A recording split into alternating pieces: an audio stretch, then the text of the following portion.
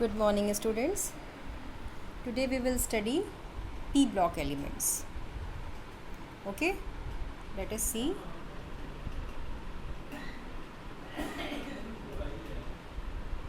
the p block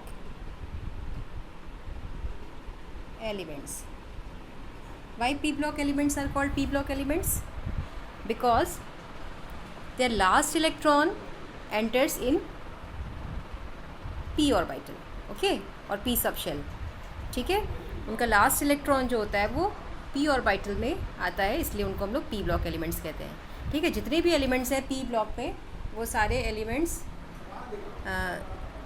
group 13 से लेकर के ग्रुप 18 तक जितने भी एलिमेंट्स हैं वो सारे p ब्लॉक में आते हैं और उनके जो लास्ट इलेक्ट्रॉन है वो हमेशा एंटर करते हैं p सब शेल में या p ऑर्बिटल में. ठीक है, तो आज हम लोग p ब्लॉक के बारे में ही पढ़ेंगे.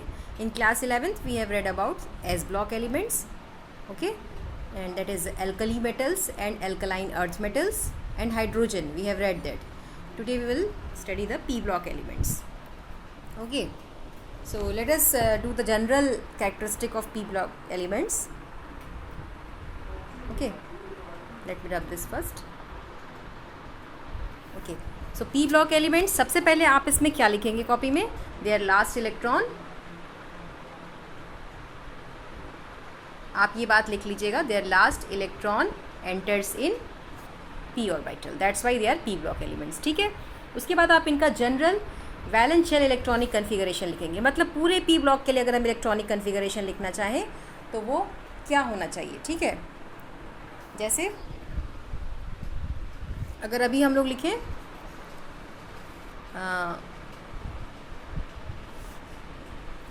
p ब्लॉक के लिए NH2 तो रहेगा ही क्योंकि S सब शेल कम्प्लीटली भरी हुई है.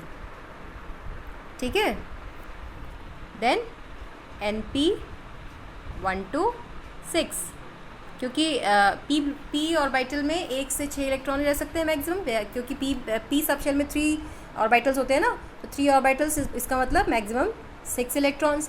तो किसी में 1 होंगे, किसी में 6, उसी के बेसिस पे हम लोग उसको अलग अलग ग्रुप्स में रखेंगे. ठीक है, तो इसका जो जनरल इलेक्ट्रॉनिक कन्फिगरेशन है NH2 NP126. ठीक है, अच्छा, अब इसमें जो ऊपर के एलिमेंट्स, जैसे अगर हम नाइट्रोजन फैमिली की बात करें, nitrogen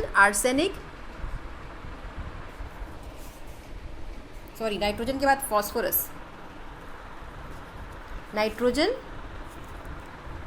phosphorus, arsenic, antimony, bismuth, ये हमारा क्या हो गया? नाइट्रोजन फैमिली हो गया.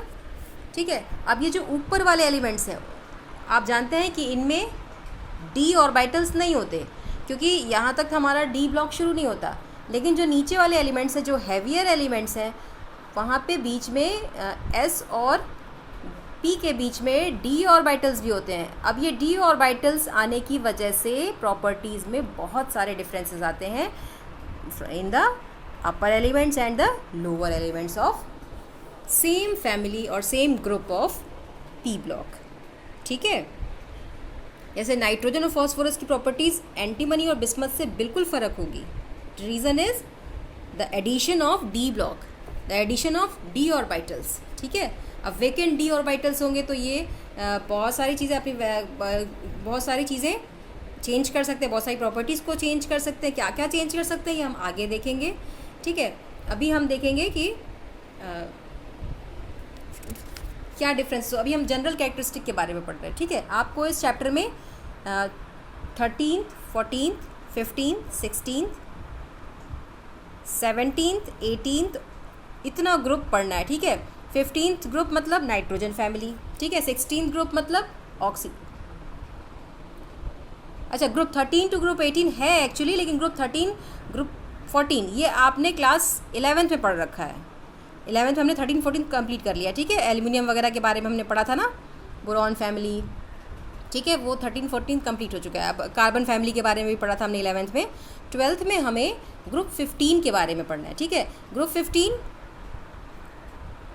15 कहाँ से स्टार्ट होता है? Group 15 nitrogen family. ठीक है, ग्रुप 15 का मतलब नाइट्रोजन फैमिली के बारे में पढ़ना है इस चैप्टर में हमें। ग्रुप 16 मतलब ऑक्सीजन फैमिली, ठीक है।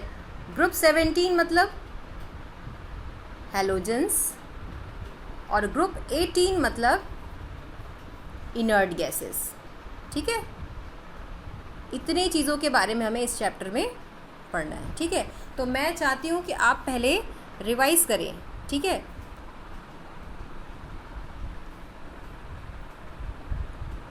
आप पीछे के चैप्टर्स जो हमने 11th पढ़ रखा है, 11th हमने पूरे पीरियोडिक टेबल की एक पिक्चर देखी थी, पूरे पीरियोडिक टेबल का हमने होल आइडिया लिया था। तो मैं आपसे यही चाहती हूँ, आपसे ये उम्मीद करती हूँ कि आप उन चीज़ों को एक बार रिवाइज करें, उसके बाद हम लोग ये पी ब्लॉक चैप्टर पढ़ें, ठीक है।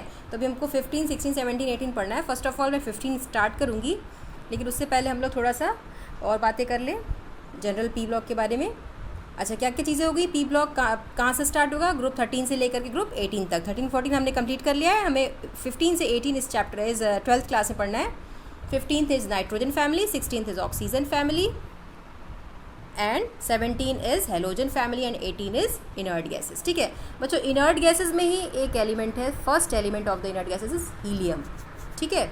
हीलियम का इलेक्ट्रॉनिक कन्फिगरेशन 1s2, ठीक है। तो अब आप इसका इलेक्ट्रॉनिक कन्फिगरेशन देखिए, it has 1s2 electronic configuration. It means there is no involvement of p orbitals. p orbital भी इसमें नहीं है, लेकिन फिर भी ये p ब्लॉक का एलिमेंट है क्योंकि ये इनर्ट गैस है, ठीक है। What is it, this is inert gas.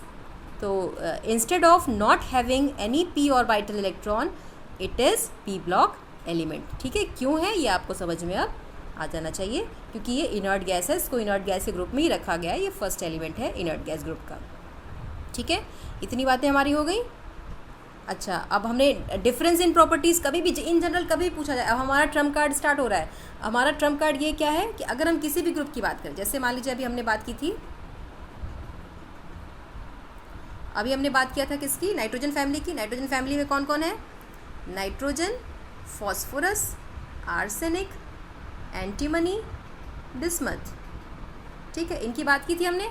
तो इसमें अगर कहीं भी ये पूछा जा रहा है कि इसकी प्रॉपर्टी इससे अलग क्यों है, तो एक तो हमारा ट्रम्प कार्ड ये भी है, हैवियर एलिमेंट्स है। हैवी क्यों है, because they have d electrons, d orbital electrons, d orbitals are involved here, ठीक है। तो बहुत सारी प्रॉपर्टीज़ के आंसर जब आपको नहीं भी आ रहे हो कि ऐसा क्यों हो रहा है, ये ट्रेंड क्यों चेंज हो रहा है, ऊपर से नीचे या नीचे से ऊपर क्यों बदल रहा है, तो इसका आंसर डी ऑर्बिटल इलेक्ट्रॉन्स भी हो सकता है, ठीक है। क्योंकि ये डी ऑर्बिटल इलेक्ट्रॉन्स क्या करते हैं, ये बीच में एक उसकी डिस्टेंस भी बढ़ा रहे हैं न्यूक्लियस से पीछे, पी ब्लॉक के लास्ट इलेक्ट्रॉन की, पी ऑर्बिटल के लास्ट इलेक्ट्रॉन की, और बहुत सारी प्रॉपर्टीज़ में इसकी वजह से इसके आयनाइजेशन एनर्जी में भी डिफरेंस आएगा, मेटालिक कैरेक्टर में डिफरेंस आएगा, इलेक्ट्रोनेगेटिविटी, इलेक्ट्रॉन एफिनिटी, सब कुछ चेंज होगा इस डी ऑर्बिटल की वजह से, ठीक है। तो कई बार जब आपको क्वेश्चन का आंसर ना भी आ रहा हो, तो आप डी इलेक्ट्रॉन के इन्वॉल्वमेंट की वजह से भी आंसर लिख सकते हो, ठीक है। तो अभी हम लोग ग्रुप 15 स्टार्ट करेंगे।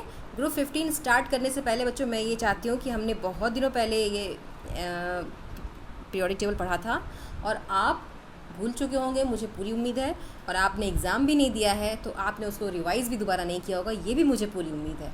तो अब आपसे मैं दोबारा नई उम्मीद ये कर रही हूँ कि आप पूरा पीरियोडिक टेबल को एक बार अपने दिमाग से ज़रूर देखेंगे, एक बार एलिमेंट्स को याद करेंगे, आपने जितना कुछ याद कर रखा है उसको रिवाइज़ करने की कोशिश करेंगे, पीरियोडिक टेबल को अपना बनाएंगे, तभी हम लोग आगे इसमें कुछ पढ़ पाएंगे, ठीक है। तो अभी हम यहीं पे मैं स्टॉप कर रही हूँ। आज की मैं छोटी सी वीडियो आपको दे रही हूँ। आज मैं आपको काम दे रही हूँ ज़्यादा कि आप अपने पीरियोडिक टेबल को फिर से अपना बनाइए, उसको देखिए कहाँ एस ब्लॉक है, कहाँ पी ब्लॉक है, कहाँ डी ब्लॉक है, कहाँ एफ ब्लॉक है, एस ब्लॉक में कौन कौन आता है, पी ब्लॉक में कौन कौन आता है, डी ब्लॉक में कौन कौन आता है, एफ ब्लॉक में कौन कौन आता है। उसके बाद आप पी ब्लॉक को थोड़ा ध्यान से देखिए, नाइट्रोजन फैमिली क्या है, ऑक्सीजन फैमिली क्या है, हेलोजेंस फैमिली क्या है, ठीक है, ग्रुप 18 एलिमेंट्स क्या है। अभी जितनी बातें मैंने आपको बताई इतना आप लिख लीजिएगा कॉपी में, और इसके बाद उससे फेमिलियराइज होइए पीरियोडिक टेबल से, इलेक्ट्रॉनिक कन्फिगरेशन वगैरह भी देखने की कोशिश करिए। ग्रुप 15 एलिमेंट्स के बारे में हम लोग कल से स्टार्ट करेंगे, ठीक है। कल से ग्रुप 15 एलिमेंट्स को ही हम लोग पढ़ेंगे, ठीक है। तो पी ब्लॉक हमारा आज स्टार्ट हो गया। मैं आपको आज पढ़ा कम रही हूँ, आपको काम ज़्यादा दे रही हूँ, आपको पी ब्लॉक से फिर से फेमिलियर होने को कह रही हूँ। पी ब्लॉक से ही नहीं बल्कि पूरे पीरियोडिक टेबल से आप आज एक बार फिर से फेमिलियर होइए, रिवाइज़ करिए। आपके पास अगर पीरियोडिक टेबल की कोई पिक्चर हो तो ठीक है, नहीं तो आप मुझे पीरियोडिक टेबल बना के भी दिखा सकते हैं रफली। आप याद कर चुके, उसको रट चुके हैं आप मेरे साथ क्लास 11th में, तो आप एक रफली मुझे पीरियोडिक टेबल बना के भी दिखा दीजिए, जिससे मुझे ये लगे कि आपने रिवाइज़ किया है। ठीक है, तो आज के लिए मैं इतना ही कर रही हूँ, लेकिन आपके लिए बहुत सारा काम है, आप इसको करके मुझे ज़रूर दिखाइए। ठीक है, thank you very much, that's all for today.